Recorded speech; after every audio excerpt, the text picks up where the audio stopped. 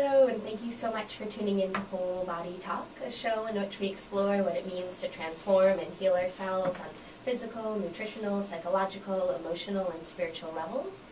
I'm your host, Paulina Smith. I'm a holistic fitness trainer, and you can learn more about my work at www.mywholebody.us.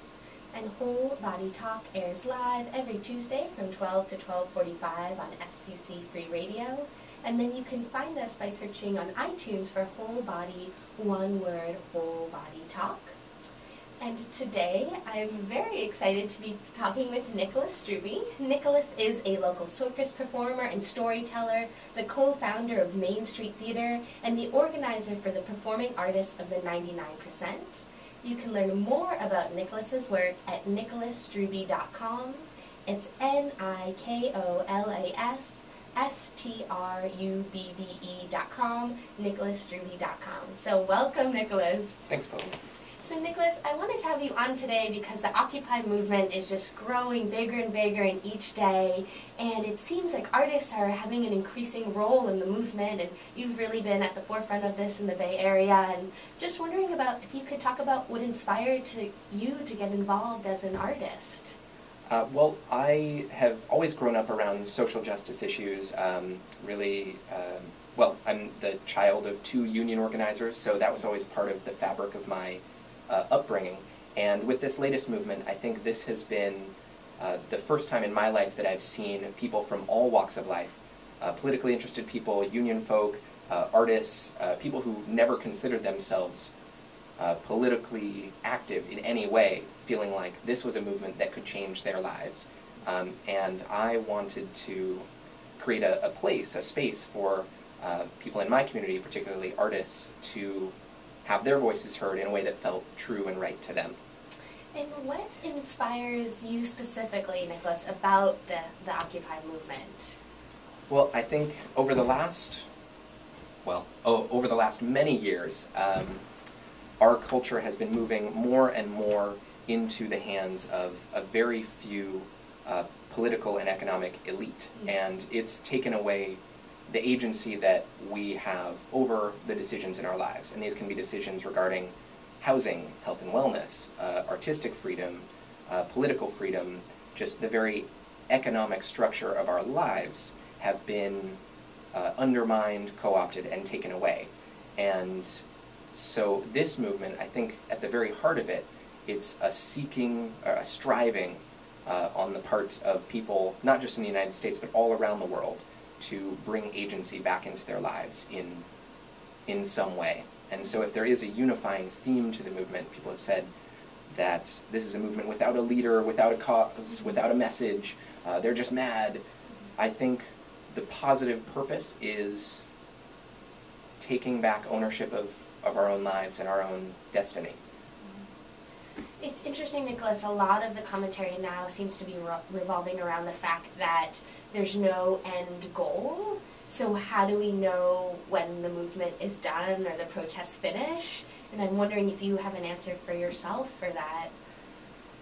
I think, human progress will never end. Like, movements don't end, they reach benchmarks, or they dissolve, or it becomes underground, or it moves into people's consciousness. And I think as far as an endpoint to this movement, or a goal, or one tangible idea, I don't see that right now in this movement. I think where this movement is going is towards awareness.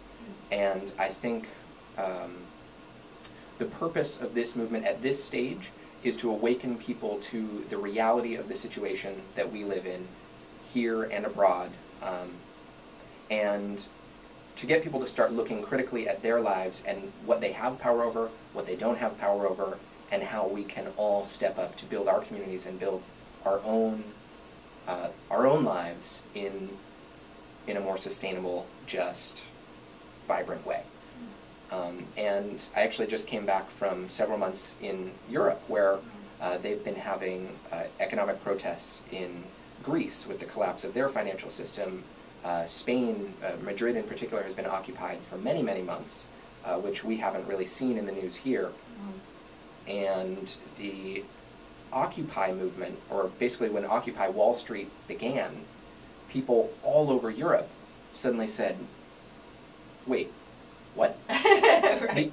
The Americans are waking up? Wow. They're doing something? Wow. You got to be kidding me. This is a joke. This must just be, a Jon Stewart like ploy. And then as they realized that, what was actually happening, that people were finally standing up and becoming active, becoming mobilized, then camps sprung up overnight all across Europe in solidarity and for their own causes. And I think if I have one personal message to share with the protesters and the activists of the Occupy movement within the United States, it's that we are absolutely not in this alone. Wow. And it's not just the 99% of the United States, it's people all over the world are looking to the United States and to their own governments right now, because if we Americans can, basically get our head out of the sand and do something about this, if the system can change here, that changes the discourse of the world. Wow. And as long as we keep backing away, shying away from real change, giving into the comforts that we're so used to, then it makes struggles for justice all around the world that much more difficult. And we'll just keep exporting jobs that are poorly paying and exploiting workers. We'll keep dominating the genetically modified food markets. We will, and when I say we, I mean just kind of the American corporate and political elite, essentially, have a tremendous impact over the rest of the world, and the rest of the world sees it in a way that we don't. Mm. So, my message is, it's not just us, and we can absolutely learn from all of these sister movements around the world. Mm.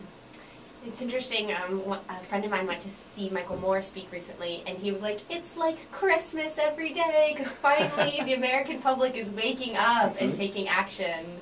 So it's been really exciting to see. It's been incredible, absolutely. I'm curious, Nikolas, if you started to touch upon this a bit, but if there are practical, tangible things that you would really like to see come out of this movement? That's a great question. I think, I feel like at this point I don't have enough solid information about the political and economic alternatives that are currently happening. I think I'm looking at this from a personal standpoint. What can I personally do to support this cause, support this movement, and change my impact? So I'm starting small and trying to build up from there. Moving money from one of the large banks to a local credit union is a big deal. November 5th was Bank Transfer Day, and thousands of people, I think it was something to the tune of 600,000 was a number that I heard, moved from Chase, Wells Fargo, B of A, and moved into credit unions or smaller institutions that were, not directly as responsible for the economic crisis of a few years back, and also aren't as directly involved in things like war profiteering, things like big governmental interest, and instead are using that money to loan to small businesses, to loan to community organizations, and really helping to build the fabric of community. Other changes, other tangible things that are coming out of this. We're seeing a shift in the political discourse right now.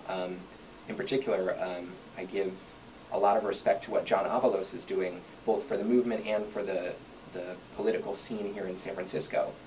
He's been advocating for a citywide bank to basically pull billions and even trillions of dollars out of the large financial institutions and put San Francisco's money into community-oriented banks that can then basically pay it forward and be helping everyone who lives here and in the surrounding communities to have better lives.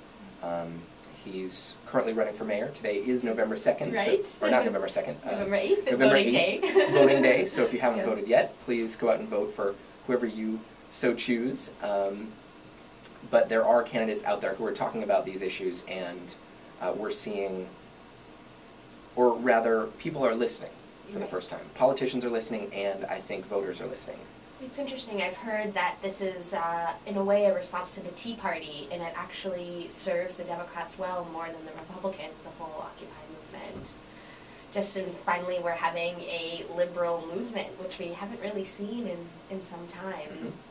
Absolutely, and I think it's a form of liberalism that is based on personal truths and based on kind of a sense of both ethical and political outrage, but also on actual positive community growth values, if you will. And that's a word that's been kind of adopted and taken over by what I would call the right wing in this country for many, many years. You know, values voting equals conservatism, and that's not true. Right. I think that's really an insult to the concept of values, that there is one set of values that is correct.